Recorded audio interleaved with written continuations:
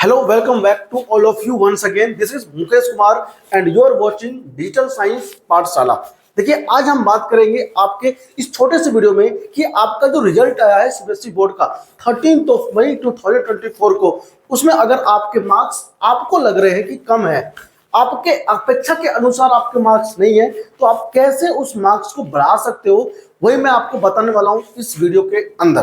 तो इस वीडियो को अंत तक पूरा देखें, और आप अगर इस वीडियो को अंत तक पूरा देख लेते हैं तो आपको पता चल जाएगा कि आपके मार्क्स कैसे बढ़ेंगे। अगर आपने एग्जाम दिया था और आपके मार्क्स जो एक्सपेक्टेड थे आपके अनुसार वो नहीं है, तो आप उस मार्क्स को चैलेंज कर सकते हो। यानी कि अगर आपको लगता है कि आपके मार्क्स और ज्यादा अच्छे बढ़ के आने चाहिए थे, तो आप उसके लिए सीबीएसई में रिक्वेस्ट कर सकते हो। जी हाँ, सीबीएसई ने नोटिफिकेशन जारी कर दिया था रिजल्ट के आउट होने के बाद ही, 13 मई को ही ये नोटिफिकेशन आपके सामने यहां पर मैं लेकर के आ गया हूं। तो चलिए आइए बढ़ते हैं इस वीडियो में और आपको देते हैं कंप्लीट जानकारी कि कैसे आप अपने मार्क्स को बढ़ा सकते हैं। जी हाँ, अगर आप इस वीडियो को पूरा देखते हैं तो आपको पता चल जाएगा कि आपके मार्क्स कैसे बढ़ेंगे, मतलब किस तरह से आप कॉपी को रीचेक भी करवा सकते हैं। तो यहाँ पर 3 ऑप्शन आपके लिए दिए गए हैं सीबीएसई की ओर से। आइए देखते हैं क्या है वो, जो कि सीबीएसई द्वारा बिल्कुल वैलिड जानकारी हो वही मैं आपको दूंगा। देखो, ये जानकारी है 13 मई 2024 का। जी यहाँ पे लिखा हुआ है, students using these facilities are requested to read the guidelines carefully before applying the avoid any inconvenience later. क्या कहता है, given below are the modalities and schedule for the senior school certificate examination 2023 and 24। 12th class के लिए है for the process. आपको क्या क्या कर सकते हैं, देखो, सबसे पहले वेरिफिकेशन ऑफ मार्क्स।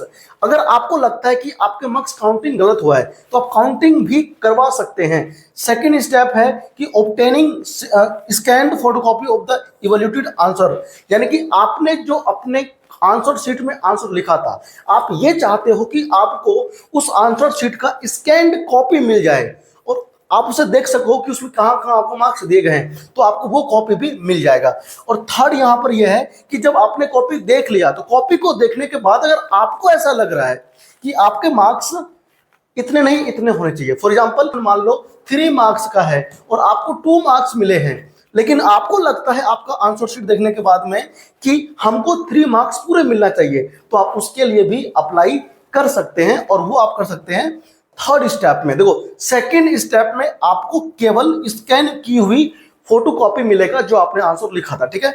और थर्ड स्टेप में आप री एवोल्यूशन के लिए आप जा सकते हो, लेकिन आपको ध्यान रखना होगा कि अगर आपको री एवोल्यूशन करवाना है, यानी आपकी कॉपी रीचेक अगर आपको करवाना है, दोबारा से अगर जचवानी है कि भाई कितने नंबर हैं, तो आपको पहले प्रोसीजर को, सेकंड प्रोसीजर को फॉलो करना ही पड़ेगा, ठीक है ना। तो अगर आप केवल फर्स्ट पे जाएंगे तो आप वहां तक भी जा सकते हैं, और सेकंड पे जाएंगे तो सेकंड पर भी जा सकते हैं, और आप अगर थर्ड पर जाएंगे यानी कि अपनी कॉपी को री एवोल्यूशन करवाना चाहते हैं तो आप वो भी करा सकते हैं।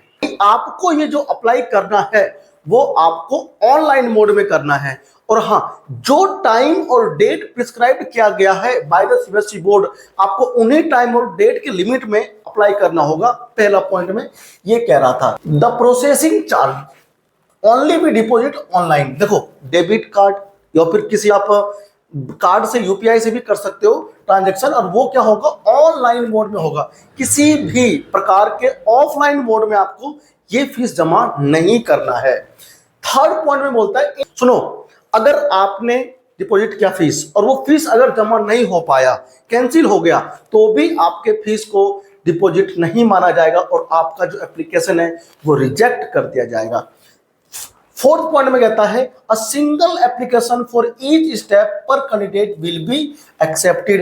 एक कैंडिडेट केवल एक ही बार अप्लाई कर सकता है, यानी कि आपको अप्लाई करने से पहले यह सुनिश्चित कर लेना है कि आपको एक सब्जेक्ट में अप्लाई करना है या 2 सब्जेक्ट में। अगर आपने सपोज करो पहले एक सब्जेक्ट के लिए अप्लाई कर दिया, तो आप सेकंड सब्जेक्ट के लिए जो है ना अप्लाई नहीं कर सकते। ये आपको पहले ही सोच लेना है। अगर आपको 3 सब्जेक्ट में, सपोज दैट केमिस्ट्री, फिजिक्स और बायोलॉजी या फिर मैथ, अगर आपको तीनों में करना है अप्लाई, तो आपको एक ही साथ तीनों में अप्लाई करना पड़ेगा। ऐसा नहीं होगा कि आपने पहले फर्स्ट सब्जेक्ट में अप्लाई कर दिया और फिर आपको याद आया कि यार हमको तो मैथ्स में भी अप्लाई कर देना था और आपने किया नहीं, तो ऐसे आप नहीं कर सकते। तो आप ध्यान से देखें और एप्लीकेशन को अप्लाई करने से पहले आप सोच विचार कर लें कि आपको क्या लगता है किसमें मार्क्स कम है।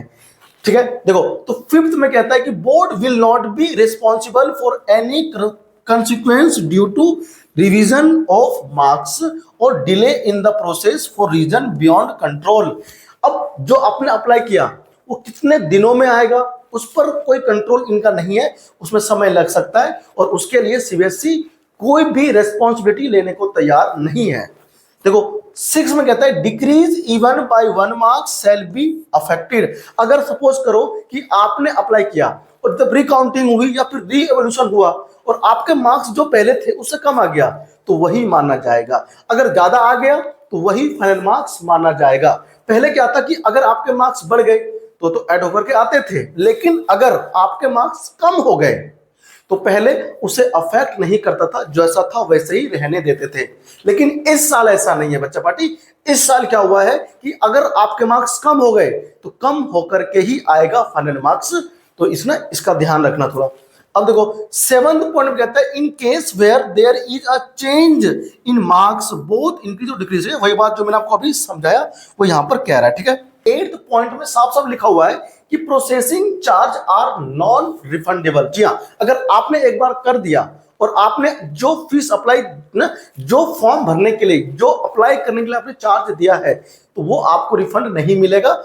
आइए बढ़ते हैं कि वेरिफिकेशन, जो मैंने कहा ना कि 3 पॉइंट थे, ये यानी कि आप 3 प्रकार से अप्लाई कर सकते हैं, ये मैंने कहा था आपको बिगिनिंग में ही। तो उसमें से फर्स्ट जो था हमारे पास, पहला जो चॉइस था वो था वेरिफिकेशन ऑफ मार्क्स। यानी कि इसमें क्या होगा कि अगर आपका मार्क्स गलत चढ़ गया है कंप्यूटर पे तो वो चेक किया जाएगा। अगर आपके मार्क्स काउंटिंग करते समय कम या अधिक, मतलब अगर जब ना मार्क्स काउंटिंग किए होंगे उसमें अगर मार्क्स कम रह गए तब उस मार्क्स को चेक कर सकते हैं और कंप्यूटर पे अपलोड हुआ है, कम तो नहीं हुआ है, उसको चेक करेंगे। ठीक है, वो कहां पर होगा, मार्क्स वेरिफिकेशन के अंदर। अब सुनो, हर सब्जेक्ट का अगर आपको मार्क्स वेरिफिकेशन कराना है तो आपको 500 रुपए चार्ज देने पड़ेंगे। जब आप अप्लाई कर रहे होंगे तो आपको एक लॉगिन आईडी मिलेगी, मतलब आपको बनाना पड़ेगा। उससे लॉगिन आईडी के माध्यम से आपने जो अप्लाई किया था एप्लीकेशन मार्क्स वेरिफिकेशन के लिए, आप उसको लॉगिन करके आप देख पाएंगे कि क्या रहा, मतलब कि मार्क्स बढ़े या कम हुए या सेम रहा।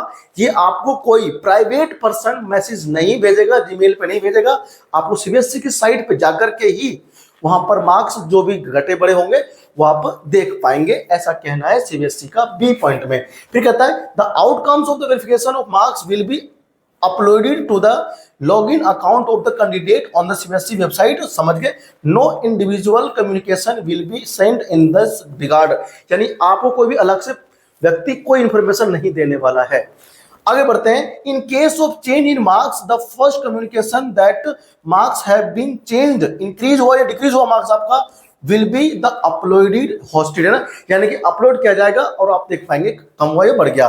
There after once the result is recalculated the actual increase or actual decrease of marks will also be uploaded hosted। यानी कि जो भी आपके मार्क्स बढ़ेंगे घटेंगे उनको ही फाइनल मार्क्स मान करके अपलोड किया जाएगा। देखो लास्ट पॉइंट कहता है the applicant are advise to visit CBSE website for status of the verification request. जो वेरिफिकेशन रिक्वेस्ट के लिए अप्लाई किया आपने, आप उसे जाकर चेक कर पाएंगे सीबीएसई की साइट। देखो सी पॉइंट में यहां पे साफ साफ लिखा हुआ है only those candidate who have applied for verification of marks online will be eligible to apply for obtaining photocopy of answer book in that those subject. अब सुनो, मैंने कहा था ना कि 3 टाइप के आपको मिलेंगे फायदे आपके वेरिफिकेशन के लिए मार्क्स को। ठीक है, सबसे पहला क्या था, आपको मार्क्स वेरीफाई करने के लिए अप्लाई करना था। अब जो स्टूडेंट ये चाहते हैं कि जो उसने आंसर लिखे थे आपको उसे आंसर शीट पूरा मिले, उसके लिए उस बच्चे को क्या करना पड़ेगा, वेरिफिकेशन मार्क्स वेरिफिकेशन में मतलब हिस्सा लेना पड़ेगा। तो यहां पर वही बच्चे अपने आंसर शीट के लिए अप्लाई कर सकते हैं उसकी स्कैन फोटोकॉपी के लिए जिस बच्चे ने मार्क्स वेरिफिकेशन में पार्टिसिपेट किया था।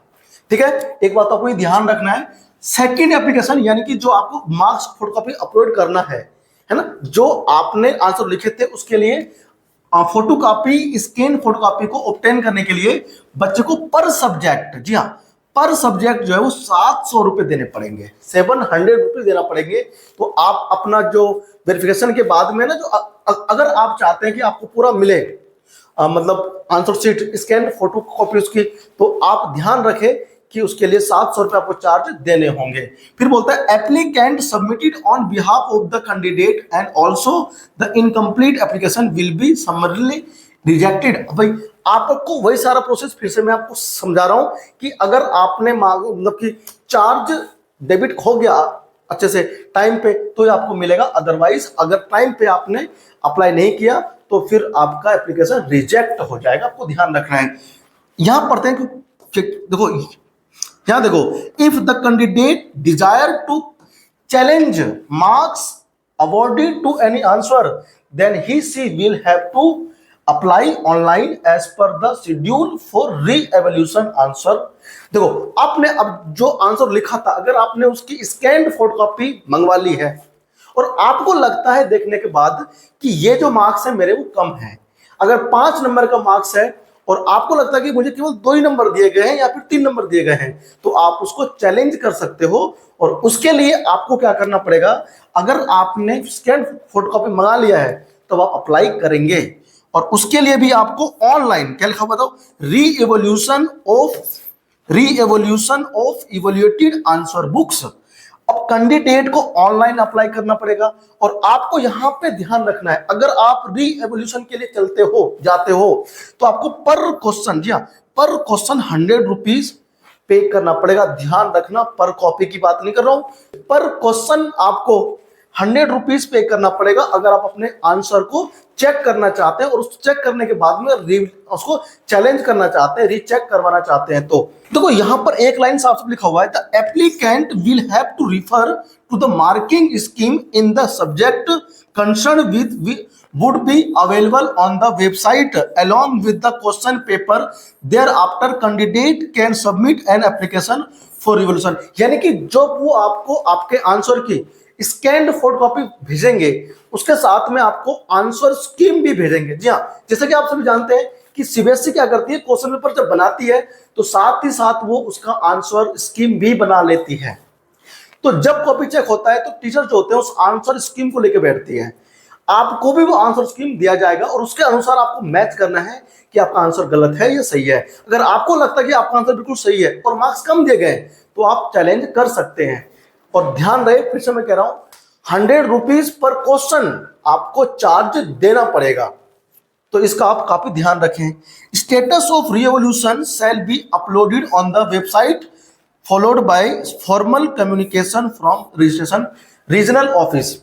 ठीक है, तो देखो यहां पर साफ साफ कह रहा है कि आप जो अपना स्टेटस है ना, वो कि भाई आपके मार्क्स बढ़े या घटे या कम हुए, क्या हुए, रीचेकिंग के बाद भी वो भी आपको ऑनलाइन ही भेजा जाएगा और ऑनलाइन आप देख पाएंगे। Decrease of even by 1 marks shall be affected, result of the revaluation will be final and no appeal or review against the reevaluation would be entertained. यानी कि आपको जो भी मार्क्स आपके बढ़ेंगे घटेंगे वही आपका फाइनल मार्क्स माना जाएगा। आप कब किस डेट को अप्लाई कर पाएंगे और कैसे अप्लाई कर पाएंगे, चलिए देखते हैं। देखो, वेरिफिकेशन के लिए 17 मई 2024 यानी फ्राइडे से लेकर 21/5/2024 21 मई 2024 कब तक, हाँ, ट्यूसडे तक आप मिडनाइट 11:59 यानी कि 12 बजे से पहले आप अप्लाई कर दें। उसके लिए आपको 500 रुपये लगेगा पर सब्जेक्ट। अप्लाई ऑनलाइन आप कर सकते हो पहले मार्क्स वेरिफिकेशन के लिए। उसके बाद अगर आपको ऑब्टेन करना है photocopy of evolution answer book, तो आप उसके लिए अप्लाई कर पाएंगे 1 जून 2024 शनिवार से लेकर के 2/6/2024 यानी कि 2 जून 2024 तक, जो कि संडे पड़ता है, रात के 11:59 तक ही आपके पास टाइम होगा। यानी कि वेरिफिकेशन के लिए अगर आप कर रहे हैं अप्लाई तो आपके पास टोटल टाइम जो है वो है 5 से 6 दिन का।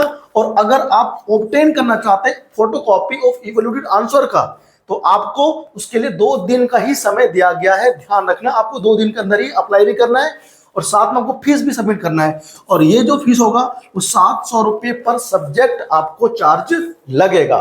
उसके बाद क्या था बताओ, अगर आप अप्लाई करते हैं री एवोल्यूशन के लिए सीबीएसई बोर्ड में, तो आपको 6 जून से लेकर के 7 जून तक का टाइम मिलेगा। यानी कि आपको इसके लिए भी 2 दिन का ही समय दिया जाएगा, ताकि आप उस कॉपी को चैलेंज कर पाए अपने आंसर को, और सही आंसर अगर आपको लगता है कि गलत दिया गया है तो आप सही करवा सकते हैं। उसके लिए आपको 100 रुपीज पर क्वेश्चन जो है वो सीबीएसई चार्ज कर रहा है। ये ध्यान रखना, मैं फिर से कह रहा हूं, 100 रुपीज पर क्वेश्चन है, नॉट अ कॉपी। ठीक है, उसके लिए आपको 6 जून और 7 जून का समय दिया गया है रात के 12 बजे तक। और फिर आपको ये जितने भी फॉर्म भरने हैं, जो अप्लाई करना है ऑनलाइन, उसके लिए आपको पेमेंट जो करना है वो ऑनलाइन ही पेमेंट करना है, और ध्यान रहे समय पर पेमेंट करना है। ठीक है, तो इस तरह से अगर आपको लगता है कि आपके मार्क्स कम आ रहे हैं तो आप चैलेंज कर सकते हैं। और सेम प्रोसीजर जो है बच्चों, ये 12th क्लास के लिए था तो 10th के लिए भी है। 10th के लिए भी सेम प्रोसीजर है, ये था 12th वालों के लिए। ठीक है, तो आई होप कि आपको ये सारी चीजें आज समझ में आ गया होगा। आपसे मिलते हैं एक और नई वीडियो में, एक और नई जानकारी के साथ। और अगर आप केमिस्ट्री साइंस डिटेल में नीट लेवल का पढ़ना चाहते हैं तो इस चैनल को सब्सक्राइब कर लो अगर आप नए हो, और बेल आइकन प्रेस कर दे ताकि आपको मेरे नए वीडियो का नोटिफिकेशन मिलता रहे। तब तक अपना बहुत बहुत ख्याल रखिए। जय हिंद, जय भारत, धन्यवाद, थैंक यू।